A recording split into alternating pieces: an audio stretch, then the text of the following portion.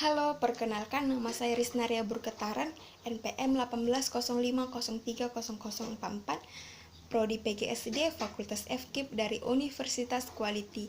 Di sini saya akan menjelaskan sedikit tentang materi manajemen kelas. Yang pertama yaitu tentang konsep dasar pengelolaan kelas. Sekolah mempunyai peran sebagai lembaga pendidikan yang mengembangkan potensi-potensi siswa agar mampu menjalankan tugas-tugas dalam kehidupan, baik secara individual maupun secara sosial. Sekolah sebagai suatu organisasi kerja yang terdiri dari beberapa kelas. Untuk dapat menjalankan tugasnya sebagai lembaga pendidikan, sekolah sangat membutuhkan tenaga ahli dalam bidang mengajar, yakni guru. Guru merupakan faktor yang sangat penting dalam pendidikan formal pada umumnya, karena guru sering dijadikan contoh teladan oleh siswanya. Kelas merupakan suatu lingkungan belajar yang diciptakan berdasarkan kesadaran kolektif dari suatu komunitas siswa yang relatif memiliki tujuan yang sama. Guru merupakan pemegang peranan utama dalam proses belajar mengajar. Guru juga berperan sebagai pengelola proses belajar mengajar, bertindak selaku fasilitator yang berusaha menciptakan kondisi belajar mengajar yang efektif sehingga memungkinkan proses belajar mengajar berjalan dengan baik, mengembangkan bahan pelajaran dengan baik, meningkatkan kemampuan siswa untuk menyimak pembelajaran, dan menguasai tujuan pendidikan yang harus mereka capai. Tugas utama guru adalah menciptakan suasana di dalam kelas agar terjadi interaksi belajar mengajar yang baik antara siswa dan guru, dan memotivasi siswa untuk belajar dengan baik dan sungguh-sungguh. Untuk menciptakan suasana yang dapat menumbuhkan semangat belajar, meningkatkan prestasi belajar siswa, dan lebih memungkinkan guru memberikan bimbingan dan bantuan terhadap siswa dalam belajar, diperlukan pengorganisasian kelas yang memadai.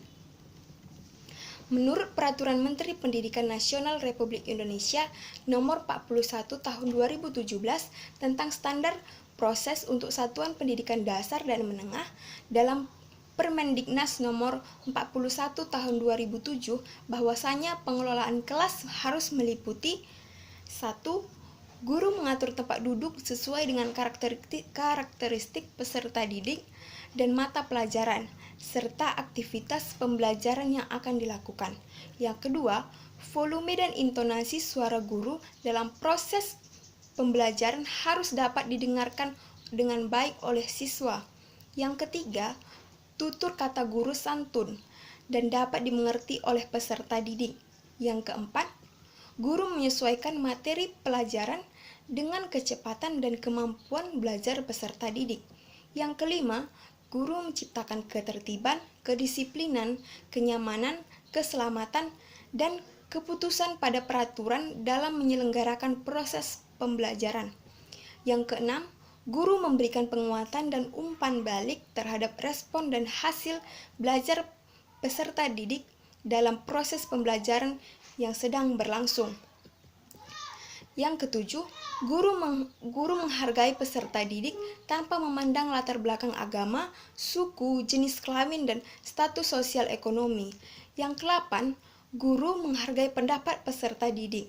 Yang kesembilan, guru memakai pakaian yang sopan, bersih, dan rapi. Yang kedua yaitu tentang prinsip pengelolaan kelas. Pengelolaan kelas mengandung pengertian, yakni proses pengelolaan kelas untuk menciptakan suatu suasana kondisi kelas yang memungkinkan siswa dapat belajar secara efektif.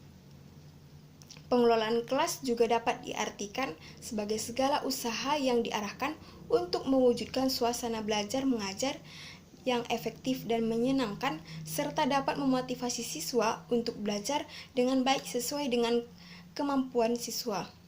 Sedangkan prinsip dasar pengelolaan kelas adalah pegangan atau acuan yang memiliki pokok dasar berpikir atau bertindak bagi seorang pendidik dalam usaha menciptakan dan memelihara kondisi belajar yang optimal serta mengembangkan kondisinya bila terjadi gangguan dalam proses pembelajaran.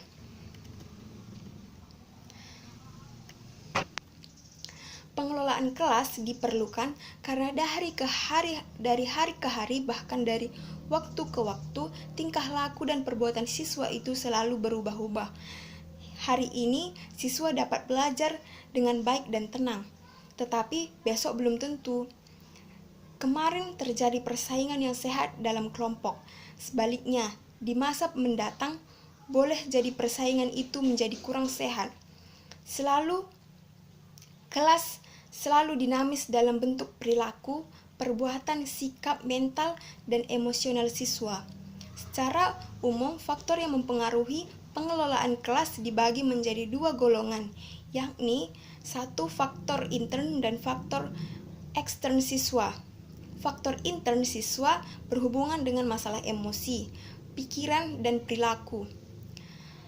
Kepribadian siswa dengan ciri khasnya masing-masing menyebabkan siswa berbeda dari siswa lainnya secara individual. Perbedaan secara individual ini dapat dilihat dari segi perbedaan biologis, intelektual, dan psikologis. Yang kedua yaitu faktor ekstern siswa yang terkait dengan masalah suasana lingkungan belajar, penempatan siswa, pengelompokan siswa, jumlah siswa, dan sebagainya. Masalah jumlah siswa di kelas akan mewarnai dinamika kelas.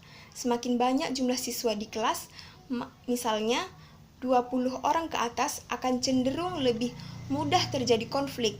Sebaliknya semakin sedikit jumlah siswa di dalam kelas akan cenderung lebih kecil terjadi konflik di dalamnya.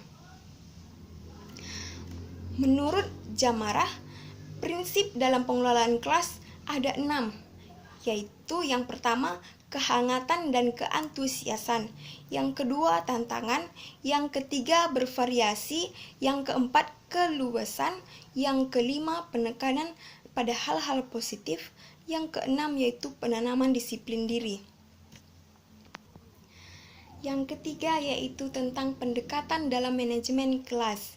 Pendekatan pembelajaran diartikan sebagai titik tolak atau sudut pandang dalam proses pembelajaran yang merujuk pada pandangan tentang terjadinya suatu proses yang bersifat umum.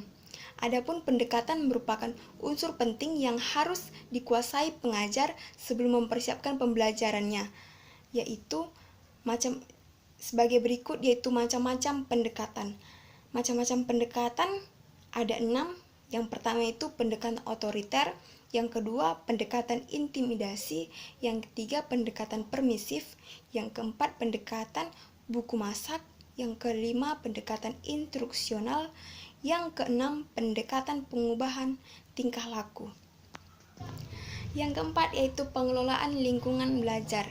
Pengelolaan lingkungan belajar dapat diartikan sebagai suatu proses mengkoordinasikan dan mengintegrasikan berbagai komponen lingkungan yang dapat mempengaruhi perubahan perilaku anak, sehingga dapat terpastikan dengan baik. Pengelolaan lingkungan belajar yang baik dapat mencapai tujuan pembelajaran yang efektif dan efisien. Tujuan pengelolaan lingkungan belajar. Menurut Suharsini Arikunto, tujuan pengelolaan lingkungan belajar yang berupa kelas adalah menjadikan setiap anak yang berada di dalam kelas dapat bekerja atau berpikir, berinteraksi, dan berpendapat, sehingga akan tercapai tujuan pengajaran secara efektif dan efisien. Selanjutnya, macam-macam lingkungan belajar.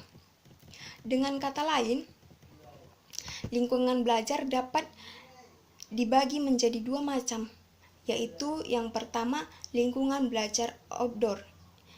Yang pertama lingkungan belajar indoor. Lingkungan belajar indoor adalah lingkungan belajar yang memang sudah disediakan oleh manajemen sekolah agar digunakan untuk para siswanya sebagai sumber belajar atau lingkungan belajar yang ada di dalam sekolahan tersebut.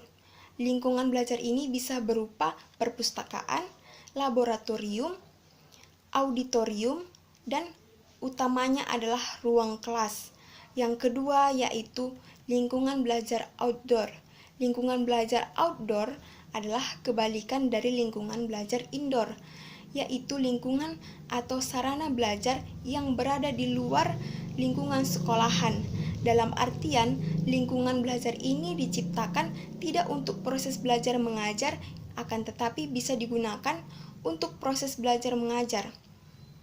Seperti misalnya museum, masjid, monumen, dan lapangan.